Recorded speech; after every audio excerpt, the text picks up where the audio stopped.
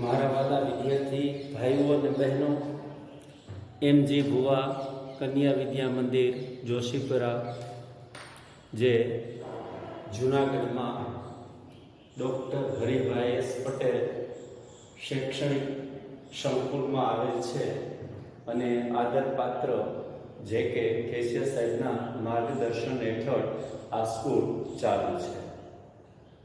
સામાન્ય પ્રવાહની અંદરમાં પણ ધોરણ 12માં વિષય તત્વજ્ઞાનની આપણે અત્યારે વાત કરી રહ્યા છીએ. એ તત્વજ્ઞાનમાં પ્રકરણ નંબર 5 ની અત્યારે વાત કરીએ છીએ અને 5 ની અંદરમાં પણ અત્યારે આપણે આ છેલ્લો એનો મુદ્દો એટલે કે 11મો ભાગ એની વાત કરવા જઈ રહ્યા છીએ. અહીંયા આપણે આ મુદ્દો પૂર્ણ કરશું એટલે આ પ્રકરણ આખું અભ્યાસક્રમની દ્રષ્ટિએ પૂર્ણ થઈ જશે. હવે આપણે છેલ્લે 10મા ભાગની અંદરમાં 9મા 8મા ની અંદરમાં આપણે JS મિલની રીતિઓ ભણ્યા છીએ. એની અંદરમાં આપણે કુલ 4 રીતિઓ JS મિલની ભણી ચૂકેલા છીએ. એમાં ક્રમ 1 અન્વય રીતિ, ક્રમ 2 વ્યતિરેક રીતિ, ક્રમ 3 અન્વય વ્યતિરેક રીતિ, ક્રમ 4 અવશેષ રીતિ. આ 4 રીતિ વિશે આપણે ભણી ચૂકેલા છીએ. અત્યારે આપણે 5મી રીતિની વાત કરવા જઈ રહ્યા છીએ. હું વારંવાર બોલું છું કે વિદ્યાર્થી ભાઈ બહેનો, પરીક્ષાની દ્રષ્ટિએ આ 5 રીતિ આપણા માટે મહત્વની છે અને બેઠે બેઠો પ્રશ્ન રીતિનો બોર્ડની પરીક્ષામાં 5 ગુણનો અચૂક પૂછાય છે. એટલે આ રીતિઓ વારંવાર તમે જોશો, એનો અભ્યાસ કરશો અને લાઈક કરવાનું ચૂકશો નહીં, સબસ્ક્રાઇબ કરવાનું ચૂકશો નહીં અને બીજા મિત્રોને વધુમાં વધુ આ બાબતની તમે પણ જાણ કરજો. હવે વિદ્યાર્થી ભાઈ બહેનો, આપણે રીતિ નંબર 5 ની વાત કરવા જઈ રહ્યા છીએ. 5મી રીતિ છે જેને આપણે સહપરિવર્તનની રીતિ તરીકે ઓળખાવી શકીએ છીએ. આ રીતિની બાબત સમજવા માટે, એનું લક્ષણ અને એની વ્યાખ્યા સમજવા માટે અહીંયા આપણે સૂત્રના સંદર્ભમાં એની વાત સમજવાનો પ્રયત્ન કરીએ તો આ પ્રમાણે છે સૂત્ર સહપરિવર્તન રીતિનું કે જે ઘટનાના બીજી કોઈ ઘટનામાં જ્યારે અમુક વિશેષ રીતનું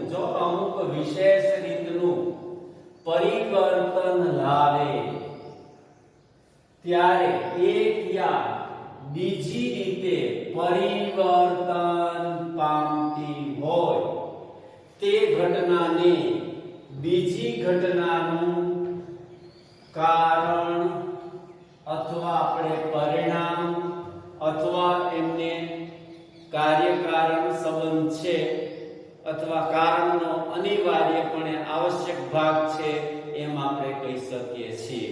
એટલે જ્યારે એક ઘટના બીજી ઘટનામાં અમુક વિશેષ રીતનું પરિવર્તન લાવે ત્યારે એ બે ઘટના વચ્ચે સહપરિવર્તનનો સંબંધ છે, નાતો છે એમ આપણે કહી શકીએ છીએ. આ બાબતના સ્પષ્ટીકરણ માટે આપણે વાત કરીએ તો એની શરતોની વાત આપણે સમજી લઈએ એટલે આપણને સહપરિવર્તન રીતિનું સૂત્ર છે એ સમજાઈ જાય. આમાં બે ઘટનામાં પરિવર્તન થવું જોઈએ. એક ઘટનામાં નહીં, બે ઘટનામાં પરિવર્તન થવું જોઈએ. એક ઘટનામાં પરિવર્તન કે ફેરફાર થાય એની અસર બીજી ઘટના પર પણ થાય અને બીજી ઘટનાની અંદરમાં પણ એનું પરિવર્તન કે ફેરફાર દેખાવો જોઈએ. તો આપણે ચોક્કસપણે કહી શકીએ કે એ બંને ઘટનામાં જે પરિવર્તન, જે ફેરફાર થયો એ સહપરિવર્તન છે કે સાથેનું પરિવર્તન છે એમ આપણે કહી શકીએ છીએ. આના સંદર્ભની અંદરમાં બે ઘટનામાં પરિવર્તન સાથે થવું જોઈએ. એકનું અહીંયા બે ઘટનામાં પરિવર્તન થવું જોઈએ એ વાત બરોબર પણ છે, પણ એની સાથે આ બે ઘટનામાં થતું પરિવર્તન એક સાથે થતું હોવું જોઈએ. કહેવાની બાબત એ છે બે ઘટનામાં પરિવર્તન થાય, ફેરફાર થાય, બરોબર વાત છે, પણ આ બે ઘટનામાં થતું પરિવર્તન એક સાથે થવું જોઈએ. એકમાં પરિવર્તન અને ફેરફાર અત્યારે હમણાં થયો અને બીજાની અંદરમાં પરિવર્તન અને ફેરફાર 5 વર્ષ પછી થયો, તો આ બંને વચ્ચે સહપરિવર્તન છે એમ આપણે કહી શકીએ નહીં. એક ઘટનામાં થતું પરિવર્તન બીજી ઘટનામાં તરત જ પરિવર્તન પામે તો તેને આપણે સહપરિવર્તનની રીતિ તરીકે ઓળખાવી શકીએ. પણ એક ઘટનામાં થયેલું પરિવર્તન બીજી ઘટનામાં થતું પરિવર્તન એના વચ્ચે સમયનો ગાળો લાંબો હોય તો એ બંને વચ્ચે સહપરિવર્તનનો સંબંધ છે એમ આપણે કહી શકીએ નહીં. આ બીજી શરતની વાત થઈ. ક્રમ નંબર 3 ની વાત કરીએ તો એક સાથે થતું પરિવર્તન અમુક વિશેષ રીતનું હોવું જોઈએ. બે ઘટનામાં પરિવર્તન અને ફેરફાર થાય એ તો બરોબર છે, પણ આ બે ઘટનામાં એકી સાથે પરિવર્તન થાય એ પણ બરોબર છે, પણ આ બે ઘટનામાં થતું પરિવર્તન અમુક વિશેષ રીતનું હોવું જોઈએ. સીધું સાદું સરળ નહીં, પણ એ પરિવર્તન એવું હોવું જોઈએ કે જેનો આપણને અનુભવ થતો હોવો જોઈએ. જો અનુભવ જ ના થતો હોય, જેને આપણે જોઈ શકીએ નહીં, નિરીક્ષણ ન કરી શકીએ, અવલોકન ન કરી શકીએ, તો એ બંને વચ્ચે સહપરિવર્તનનો સંબંધ છે, સહપરિવર્તનનો નાતો છે એવી વાત સાબિત કરી શકીએ નહીં. એટલે બે ઘટનામાં પરિવર્તન થવું જોઈએ, આ બે ઘટનામાં પરિવર્તન એક સાથે થવું જોઈએ, અને બે ઘટનામાં થતું પરિવર્તન એ અમુક વિશેષ રીતનું હોવું જોઈએ. અને આગળ વધીને વાત કરીએ તો તે અમુક પ્રમાણમાં થતું હોવું જોઈએ. તો જ એનો આપણને અનુભવ થાય, તો જ એના વિશે આપણે જાણી શકીએ, તો જ એના વિશે આપણે અવલોકન કરી શકીએ, નિરીક્ષણ કરી શકીએ, એવો અનુભવ થતો હોવો જરૂરી છે. એ ખાસ બાબત છે કે આપણે હું તમે આ થતું પરિવર્તન છે એને અનુભવી શકતા હોવા જોઈએ. એ ખાસ જરૂરી છે. ચોથી બાબત, છેલ્લી શરત ચોથી આ પ્રમાણેની છે કે જે પરિવર્તન બે ઘટનામાં થાય, એક સાથે થાય, અમુક વિશેષ રીતનું થાય, પણ એની સાથે આ જે પરિવર્તન થાય એ પરિવર્તન બે પ્રકારનું છે. હવે બે પ્રકારનું પરિવર્તન છે એટલે કઈ રીતનું બે પ્રકારનું પરિવર્તન છે? એક પરિવર્તન સમપ્રમાણમાં છે અને બીજું પરિવર્તન એ વ્યસ્ત પ્રમાણમાં છે. એક પરિવર્તન સમપ્રમાણમાં છે અને બીજું પરિવર્તન એ વ્યસ્ત પ્રમાણમાં છે. સમપરિવર્તન થાય તો એ કેવું થાય, વ્યસ્ત પરિવર્તન થાય તો એ કેવું થાય, એની વાત આપણે સમજી લઈએ.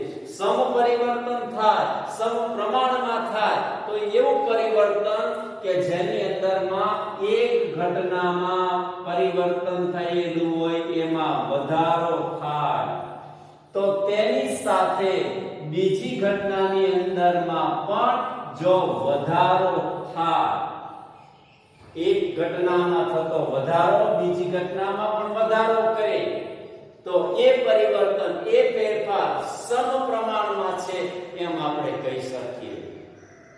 હવે એ જ રીતે બીજી શક્યતા પણ એની છે કે સમપ્રમાણમાં પરિવર્તન ફેરફાર થાય, પણ એક ઘટનાની અંદરમાં જે પરિવર્તન ફેરફાર થાય એમાં ઘટાડો થાય, તો તેની સાથે બીજી ઘટનાની અંદરમાં પણ એનો ઘટાડો થવો જોઈએ.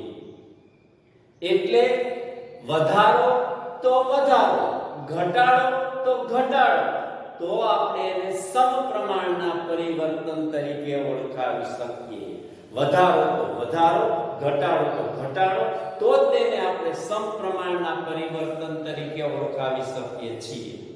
ક્રમ 2 ની વાત કરીએ. વ્યસ્ત પ્રમાણમાં થતું પરિવર્તન એ કેવા પ્રકારનું પરિવર્તન ફેરફાર છે? આના કરતા ઉલટું, એક પરિવર્તન, એક ઘટનામાં પરિવર્તન ફેરફાર થાય, એમાં વધારો થયો, તો એની સાથે બીજે સામી ઘટનાની અંદરમાં એનો ઘટાડો થયો. એકમાં વધારો થયો તો બીજામાં ઘટાડો થયો. ઈ પરિવર્તન વ્યસ્ત પ્રમાણનું પરિવર્તન છે. એની બીજી શક્યતા કે એકમાં ઘટાડો થાય તો બીજામાં વધારો થવો જોઈએ. એકમાં ઘટાડો થાય તો બીજામાં વધારો, એકમાં વધારો થાય તો બીજામાં ઘટાડો, એકમાં ઘટાડો થાય તો બીજામાં વધારો. આવો પરિવર્તન, આવો ફેરફાર થવો જોઈએ. જો સમપ્રમાણની અંદરમાં વધારો તો વધારો, ઘટાડો તો ઘટાડો, વ્યસ્ત પ્રમાણમાં વધારો તો ઘટાડો, ઘટાડો તો વધારો. ઈ પરિવર્તન વ્યસ્ત પ્રમાણમાં છે. એટલે આ પરિવર્તન ફેરફાર થાય એ પરિવર્તન સમપ્રમાણમાં પણ હોઈ શકે અને વ્યસ્ત પ્રમાણમાં પણ હોઈ શકે એવી બાબત જોવા મળે છે. હવે આ બાબતને આપણે સ્પષ્ટ આ શરતોની વાતને આધારે આપણે વધુ ઊંડાણથી સમજવું હોય તો એના ઉપર આધારિત આપણે બે વાસ્તવિક દ્રષ્ટાંતોને આ વાતને વધુ સારી રીતે સમજીએ. જેમ કે દ્રષ્ટાંત નંબર 1, મિલ નામના તર્કશાસ્ત્રીએ એક ઉદાહરણ દ્વારા વાતને સમજાવવાનો પ્રયત્ન કર્યો છે કે ચંદ્રની કળા છે, ચંદ્રની કળા છે એની પૃથ્વીની સપાટી પર અસર થાય છે. ચંદ્રની જે કળા તમારો અનુભવ છે વિદ્યાર્થી ભાઈઓ બહેનો કે ચંદ્ર છે એ સ્થિર રહેતો નથી. ક્યારેક એકદમ નાનો દોરા જેવો હોય, ક્યારેક દોરી જેવો થઈ જાય, ક્યારેક દોરડા જેવો થઈ જાય, ક્યારેક એના કરતા વધુ આગળ વધીને અડધો થઈ જાય, ક્યારેક કોણો થઈ જાય, ક્યારેક આખો દેખાય. એ શું બતાવે? ચંદ્ર છે એની કળા છે સ્થિર રહેતી નથી, એમાં પરિવર્તન અને ફેરફાર આવ્યા કરે છે. અને એ પરિવર્તન અને ફેરફારની અસર આપણી પૃથ્વી છે એ પૃથ્વીની સપાટી ઉપર પડે છે અને પૃથ્વીની સપાટી ઉપર એની અસર થવાના પરિણામે સ્વરૂપે જે સમુદ્ર છે, દરિયો છે, એ દરિયાના મોજા ઉપર, એના પાણી ઉપર એ ચંદ્રની કળાની અસર જોવા મળે છે. એટલે એના ઉદાહરણ સાથેની વાત કરીએ તો ચંદ્રની કળા છે એની અંદરમાં જેમ જેમ વધારો થતો જાય તેમ તેમ સમુદ્રની ભરતી છે એની અંદરમાં વધારો આવતો જાય. ચંદ્રની કળા જેમ જેમ જેમ જેમ વધતી જાય, નાના દોરામાંથી આગળ વધતી વધતી વધતી વધતી છેલ્લે એ પૂર્ણ કક્ષાએ પહોંચી જાય. આખે આખો ચંદ્ર આપણને દેખાવા માંડે. વિદ્યાર્થી ભાઈ બહેનો, તમે દરિયા ઉપર ગયા હો તો જોયેલા હશે, તમારો સૌનો અનુભવ હશે કે ક્યારેક દરિયો એકદમ શાંત હોય અને ક્યારેક તમે ગયેલા હો તો દરિયાની અંદરમાં ખૂબ જ મોટા મોજા આવતા હોય. અને એ મોટા મોજા આવતા હોય ત્યારે તમે જોજો આકાશની અંદરમાં ચંદ્ર છે એ પૂર્ણ રીતે ખીલેલો જોવા મળશે, ચંદ્રની કળા પૂર્ણ થયેલી જોવા મળશે. અને ઉલટું જ્યારે દરિયો શાંત હશે ત્યારે તમે જોજો ચંદ્રની કળાની અંદરમાં વધુમાં વધુ ઘટાડો થયેલો જોવા મળેલો છે. એટલે આ બાબત જોવા મળે કે ચંદ્રની કળામાં વધારો થાય તો સમુદ્રની ભરતીની અંદરમાં પણ વધારો જોવા મળે, અને ઉલટું કે ચંદ્રની કળાની અંદરમાં ઘટાડો થાય તો એની સાથે સમુદ્રની ભરતીમાં પણ ઘટાડો થાય. એકમાં વધારો થાય છે તો બીજામાં પણ વધારો થાય છે, એકમાં ઘટાડો થાય તો બીજામાં પણ ઘટાડો થાય. સમપ્રમાણનું પરિવર્તન, ફેરફાર. ચંદ્રની કળાની અંદરમાં વધારો તો સમુદ્રની ભરતીની અંદરમાં પણ વધારો, ચંદ્રની કળાની અંદરમાં ઘટાડો તો સમુદ્રની ભરતીની અંદરમાં પણ ઘટાડો. જે પરિવર્તન, જે ફેરફાર થાય એ પરિવર્તન સમપ્રમાણમાં છે. અહીંયા મેં બાજુમાં લખ્યું આ પરિવર્તન, આ ફેરફાર એ સમપ્રમાણમાં નું ઉદાહરણ છે એમ આપણે કહી શકીએ છીએ. હવે આપણે બીજા દ્રષ્ટાંત દ્વારા વાત સમજીએ અને એની અંદરમાં વ્યસ્ત પ્રમાણમાં થતા પરિવર્તનની વાત આપણને સમજાઈ જશે. વસ્તુની માંગ સ્થિર હોય,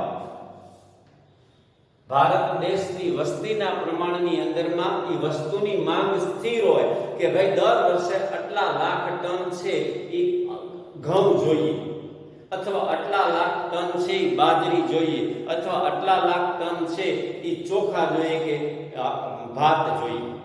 આ નિશ્ચિત એક સ્થિર માંગ હોય વસ્તીના પ્રમાણમાં. પણ એવું જોવા મળે માંગ સ્થિર હોય પણ તેનો પુરવઠો છે એ પુરવઠાની અસર એના ભાવ પર જોવા મળે છે. માંગ સ્થિર છે કે ભારતની 1,30 કરોડની વસ્તી છે, તો 130 કરોડ વસ્તીની અંદરમાં માની લે ઉદાહરણ તરીકે કે 10 લાખ મેટ્રિક ટન ઘઉં જોઈએ છે. એ સ્થિર માંગ છે. પણ માની લઈએ કે પુરવઠો છે એ વધી ગયો, આપણે 10 લાખ મેટ્રિક ટન ઉત્પાદન ઘઉંનું થવું જોઈએ એને બદલે 20 લાખ મેટ્રિક ટન ઘઉંનું ઉત્પાદન થઈ ગયું. તો શું થઈ ગયું? એના પુરવઠાની અંદરમાં એનો પુરવઠો છે એ પુરવઠાની અંદરમાં વધારો થઈ ગયો અને પુરવઠાની અંદરમાં વધારો થઈ ગયો.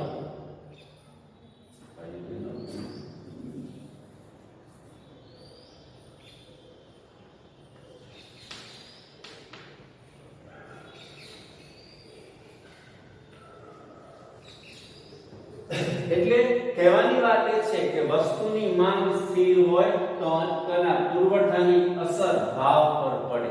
હમણાં મેં વાત કરી કે આપણે જરૂરિયાત 10 લાખ મેટ્રિક ટનની છે અને ઉત્પાદન થઈ ગયું 20 લાખ મેટ્રિક ટન, તો આપણી પાસે જથ્થાનું પ્રમાણ ડબલ થઈ ગયું.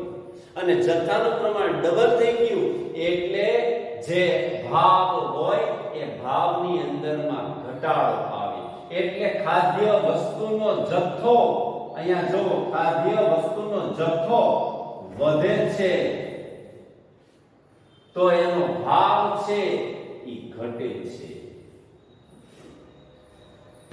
તમે જોયેલું હોય તો ખેડૂત પાસે જેવા ઘઉં આવે અને એ ઘઉં માર્કેટની અંદરમાં આવવા માંડે એટલે માર્કેટમાં એ ઘઉંનો જથ્થો વધી ગયો તો એ ઘઉંનો ભાવ જે હોવો જોઈએ કે 20 કિલો એ 500 રૂપિયા હોય તો એ ભાવ આપણો અનુભવ એવું કે છે કે 400 રૂપિયા થઈ ગયા હોય ને 550 થઈ ગયા હોય છે. કારણ કે જથ્થો વધ્યો એટલે એનો ભાવ ઘટ્યો. એકમાં વધારો થયો, બીજામાં ઘટાડો થયો. એના કરતા ઉલટું ખાદ્ય વસ્તુનો જથ્થો ઘટે તો ભાવ છે વધે. હવે વર્ષ નબળું થયેલું હોય અને ખેતરોની અંદરમાં કુવામાં બોરમાં પાણી ના હોય, આપણી જરૂરિયાત તો 10 લાખ મેટ્રિક ટનની છે, હવે ઉત્પાદન થયું 5 લાખ મેટ્રિક ટન, તો ઘઉંનો જથ્થો છે ઘટ્યો અને ઘઉંનો જથ્થો ઘટ્યો તો એનો ભાવ છે ઊંચો જવાનો છે. એટલે જથ્થો ઘટ્યો તો એનો ભાવ વધ્યો, જથ્થો વધ્યો તો એનો ભાવ ઘટ્યો. એટલે આ પરિવર્તન, આ ફેરફાર થયો, આ વસ્તુ, આ પરિવર્તન વ્યસ્ત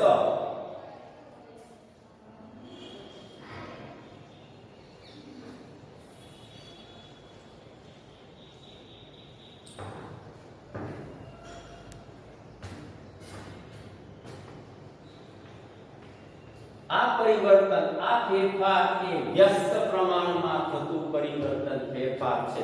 આ પરિવર્તન, આ ફેરફાર એ સમ પ્રમાણમાં થતું એમ આપણે કહી શકીએ. સમ પ્રમાણમાં થતું પરિવર્તન છે. આ પરિવર્તન, આ ફેરફાર એ સમ પ્રમાણનું છે.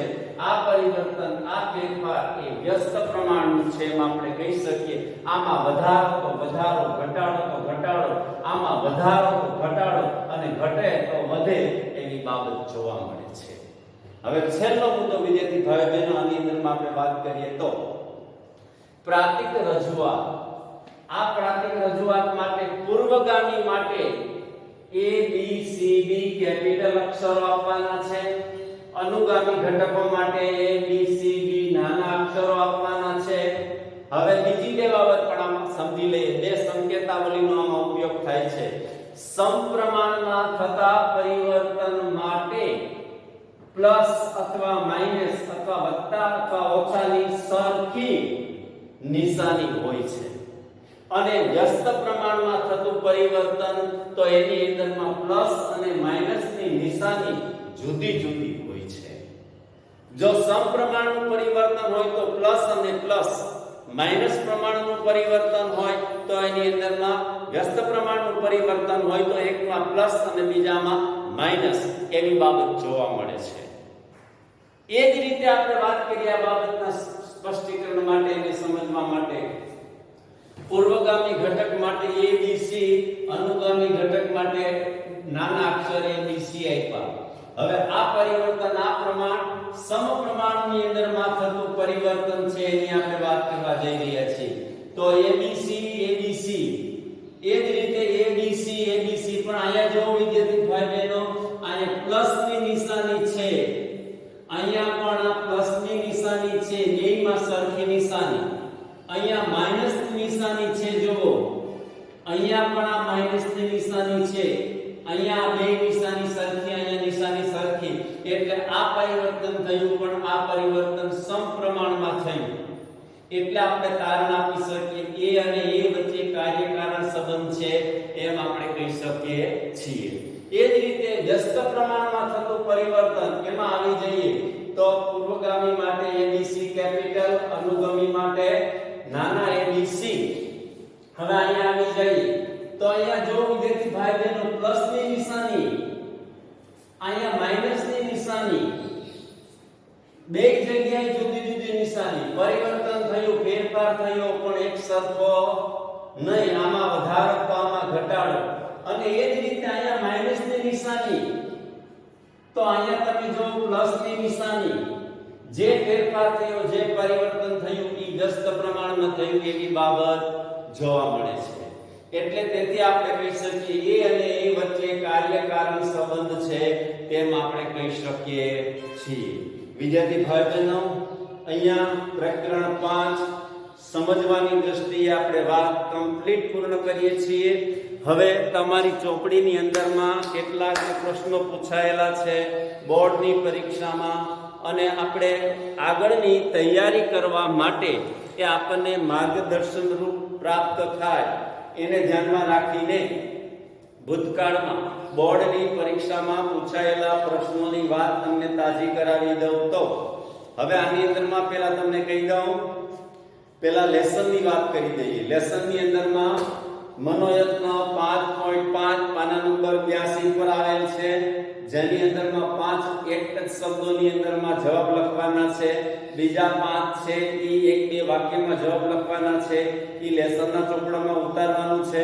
પછી એની નીચે 10 આપણે જે આ બધી નિશાની વાળીઓ છેલ્લે પ્રાતિક રજૂઆત ભણી ચૂકેલા છીએ દરેકની 5 રીતિની, એના ઉપર આધારિત આમાં 10 પ્રાતિક રજૂઆત આપેલી છે. અને બોર્ડની પરીક્ષામાં આમાંથી દર વર્ષે 2 ગુણનો અથવા 1 ગુણનો પ્રશ્ન 100% પૂછાયેલો છે. જો અનુકૂળતા હોય, તમારી પાસે ટેક્સ્ટ બુક પડેલી હોય તો ટેક્સ્ટ બુક લઈ લો ને હું લખાવું એ લખતા જાઓ તમારી ટેક્સ્ટ બુકની અંદરમાં, જેથી કરીને તમને તૈયારી કરવામાં ઉપયોગી બનશે. જેમ કે પાના નંબર 82 પર એનો મુખ્ય પ્રશ્ન ત્રીજો, અને ત્રીજા પ્રશ્નની અંદરમાં પહેલો પ્રશ્ન જે પહેલો બોર્ડની પરીક્ષામાં માર્ચ 2020 જેમાં 1 ગુણમાં પૂછાયેલો છે, અને એની બાજુનો બીજો પ્રશ્ન એ પણ માર્ચ 2020 એમાં 1 ગુણનો પ્રશ્ન પૂછાયેલો છે. હવે એનાથી નીચે આવી જાઓ તો જે ચોથો પ્રશ્ન છે એ પણ બોર્ડની પરીક્ષામાં 1 ગુણમાં 2018 માં પૂછાયેલો છે. અને એ જ રીતે છઠ્ઠો પ્રશ્ન છે રીતિનો, એની અંદરમાં પણ 1 ગુણનો પ્રશ્ન 2018 માં પૂછાયેલો છે. હવે એ જ રીતે 7મો અને 8મો 7મો પ્રશ્ન એ માર્ચ 2019 માં 1 ગુણમાં પૂછાયેલો છે. 8મો પ્રશ્ન એ માર્ચ 2019 માં 2 વખત પૂછાયેલો છે. એટલે એક વખત એ જ બાબતની મુખ્ય પ્રશ્ન 5 ગુણમાં પૂછાયેલી છે અને એક પ્રશ્નના ગુણની અંદરમાં પણ એ પ્રશ્ન પૂછાયેલો છે. એટલે વિદ્યાર્થી ભાઈઓ બહેનો આ રીતે એ મહત્વનું સ્થાન ધરાવે છે એમ આપણે કહી શકીએ છીએ. વિકલ્પ સ્વરૂપના પ્રશ્નની અંદરમાં આવી જાવ તો વિકલ્પ સ્વરૂપના પ્રશ્નની અંદરમાં 5મો પ્રશ્ન 5મો વિકલ્પ એની એ પ્રશ્ન 1 ગુણ માર્ચ 2018 માં પૂછાયેલો છે. 6થો પ્રશ્ન એની અંદરમાં વિકલ્પ પ્રશ્નમાં એ 1 ગુણ માર્ચ 2020 માં પૂછાયેલ છે અને 19મો પ્રશ્ન જે માર્ચ 2019 માં પૂછાયેલો છે.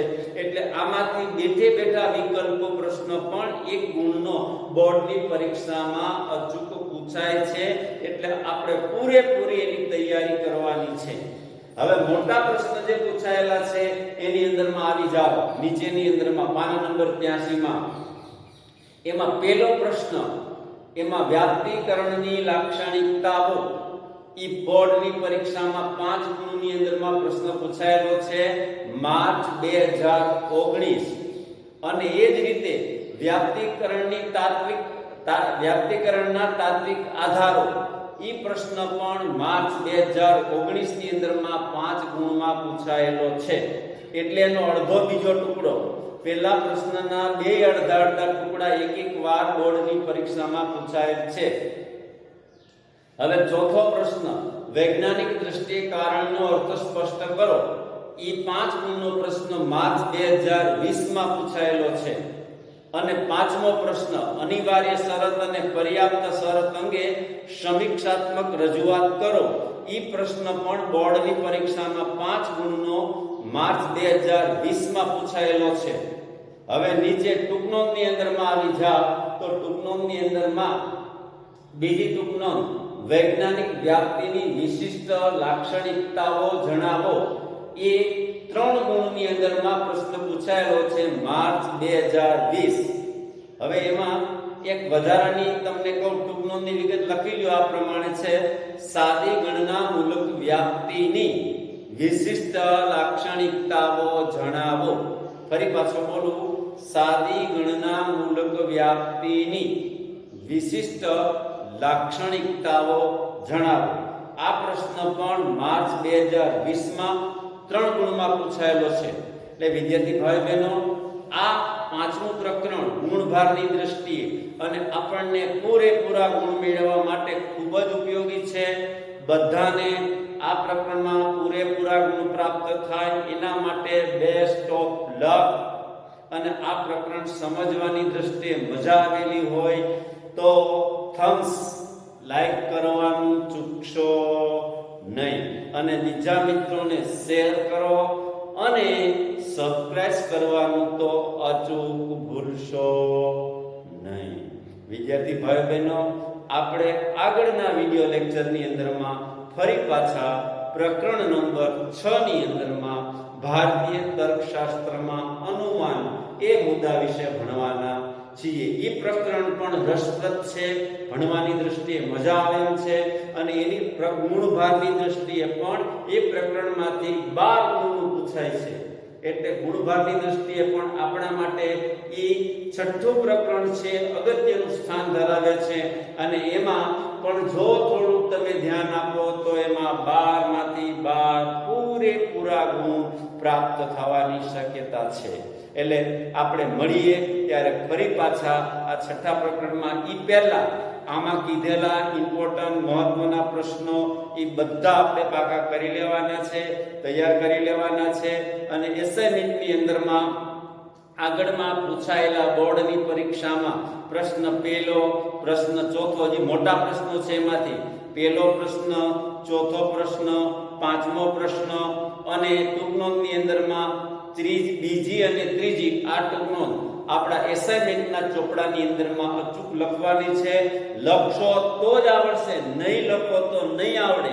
મારું કહેવાનું એમ છે, લિંબાસિયા સાહેબ ગમે એટલી મહેનત કરીને ભણાવશે, પણ તમે મહેનત કરશો તો જ તમને આવડશે. તમે મહેનત નહીં કરો તો તમને આવડશે નહીં. બેનપણી મહેનત કરશે તો બેનપણીને આવડશે, બેનપણી મહેનત કરશે ને તમને આવડશે એવું બનશે નહીં. તમારે શીખવા માટે, તમારે તૈયાર થવા માટે તમારે જ મહેનત કરવી પડે. બીજા મહેનત કરે તમને આવડી જાય એવું કદી પણ બનવાનું નથી. અને તમને એ કહી દઉં, કોવિડ-19 ની મહામારી હજી વધતી જાય છે.